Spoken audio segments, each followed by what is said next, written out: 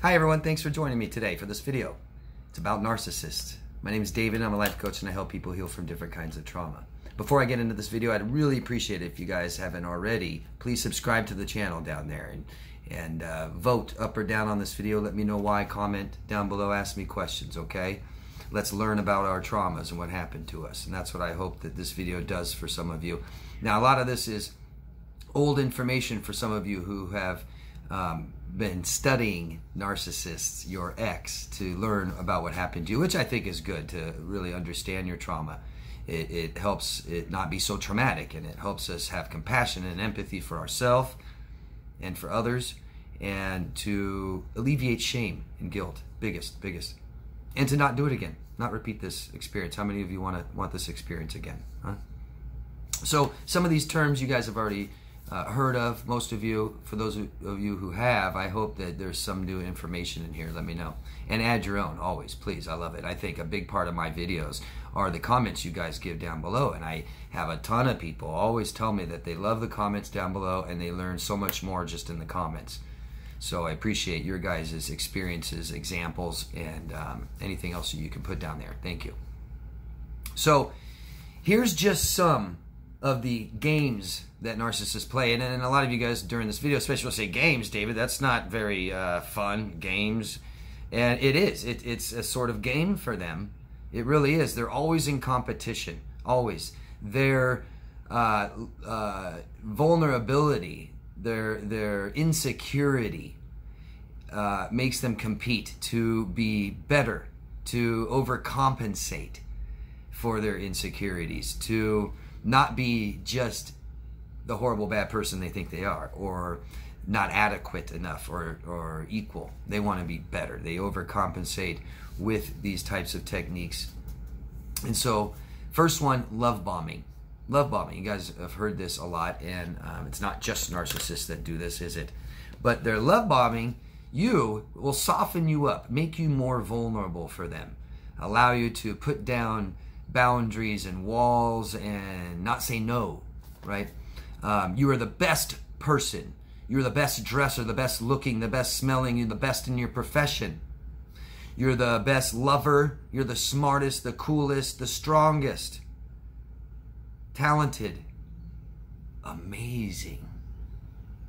And this really starts to blur the lines between the two of you, right? And really initiates kind of this connection. Softens you up to be more vulnerable for them to manipulate you easier. And a part of this is if somebody doesn't accept themselves, like a narcissist who doesn't accept their own true authentic self at all, part of this means you may not accept them too. And most narcissists have a total fear of rejection.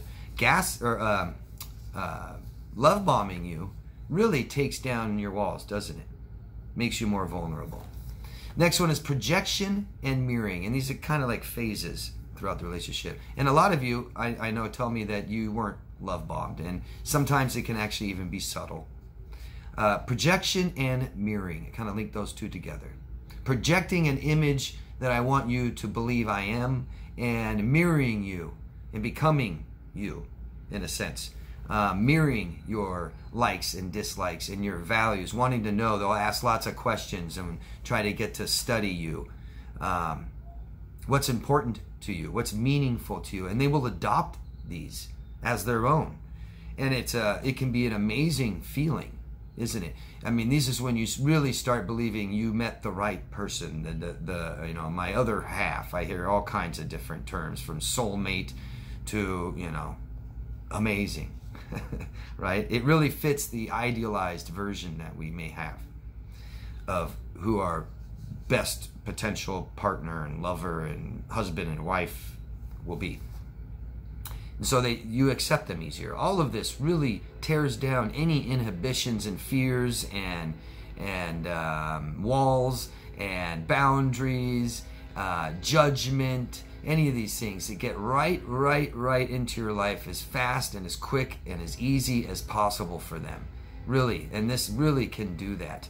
And you accept them, and you're excited, and you're happy, and this kind of things they feed off of. They really enjoy this. It's even if they project a false image and you just you love that image so much, they take that as their self, and it's more stroking their ego and admiration. They're actually doing a lot of this to show you what they want you to do. They will even, it'll start getting so far, the mirroring, where they don't just mirror what you like and appreciate and value and things like this, but they'll start even taking credit for your own attributes and achievements. They like a lot of things about who you are. They may want to be those things. They may be envious and believe that they cannot achieve these things or be this. And don't forget that they really value appearance and status. And so a lot of these qualities makes them look better and higher status. And so if they can adopt these things from you, they'll take it. Or if they can own you, then it's theirs. It's kind of like maybe the parent, my child is a graduate at Harvard, right? That says a lot about me. I must be a good parent. And I'm not saying that that's all unhealthy, but as far as narcissism goes and narcissistic parenting, it's really taking credit for somebody else's achievements, isn't it? And attributes. Showing, the typical arm candy, the man showing the woman off. This is my girlfriend. We walk into a room and you get tons of attention and everybody likes you. The narcissist is so in competition, they're either envious of somebody or they want people, and they may believe people are envious of them. I've got the hottest girl in the room. I've got the nicest watch. I have more this and more that than you do. You want me, and that kind of feeds their ego big time if they can tell themselves, or if people are actually envious of them in any way. But they will take this credit for your attributes and your achievements and then begin blaming you for their own faults, really projecting what they don't accept about themselves onto you. I won't accept this about me. I'm going to give it to you. It's you. And I will take whatever's good from me and you as mine.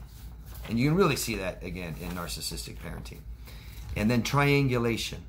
Triangulation. And all of you guys, by the way, I have really detailed videos about all of these terms, and that's why I'm not getting huge into them right now. You scroll down my video list, my playlist, the content list, whatever you want, and you will find much, much more detailed videos about each one of these terms. Triangulating.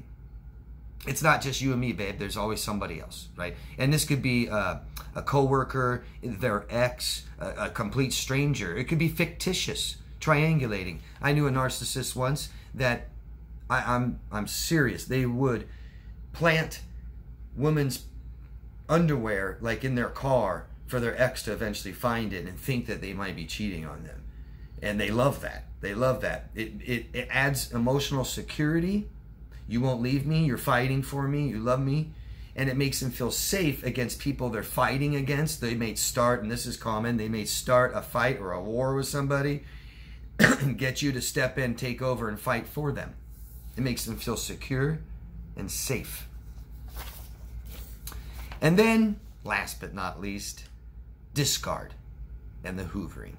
Discarding and hoovering really shows that you're an object, doesn't it? And look how it's gone from the beginning, the love bombing, all the way through to now. And the discard, and when they discard you and things like this, it really, I hope that it puts in that love bombing into perspective. Like, oh wow, how did I go from this to now this? Right? I mean, how much have you really changed? This can happen in a week. I've seen it happen in a week, days, month, year. Real control, manipulation, control. So I don't tell you it's over. I just drop you, right? And they lack empathy, and I think that's a real important part throughout all this and all the time. You can't forget to tell yourself that they lack empathy. They don't understand how you feel. They don't understand what they've done and what it causes you to feel, and they don't care. Doesn't matter. So they'll discard you. I mean, here's an example, right? They'll discard you, and you are at your absolute worst. And you may have told them, you may have begged for them to just give you a moment of their time to explain, to talk about this, and they won't do it.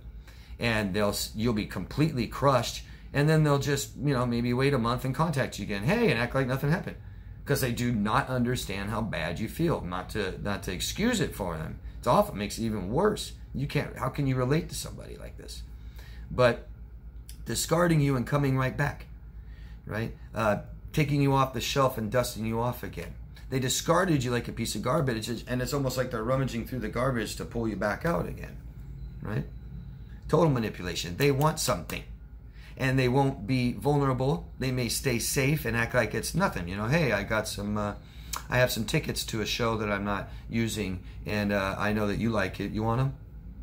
I don't really care. And they'll really stay safe and make you feel like you don't care, that they don't care about you, really. I mean, how can they do all this and say all this, that they love me, and then they just discard me like garbage, and then I was suffering so bad, and then they come back into my life and offer me some tickets to something.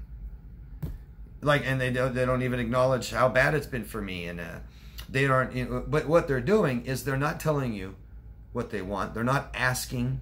They're not telling you how they feel. They're not being vulnerable.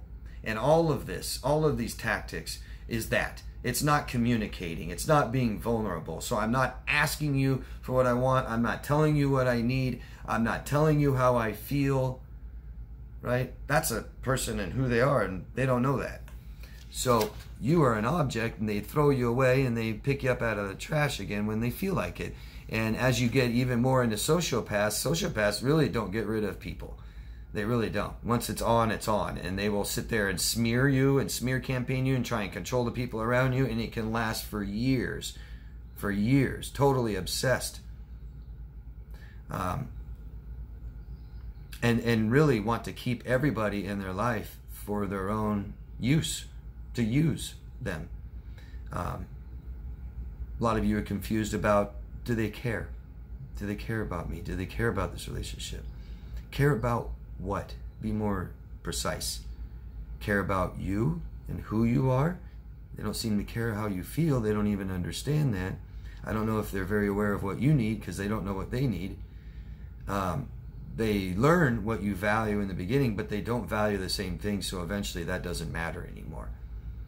Not knowing who they are and rejecting themselves makes them easier and easier and easier to perform, to posture, to act, to project an image that will help you soften up, be more vulnerable.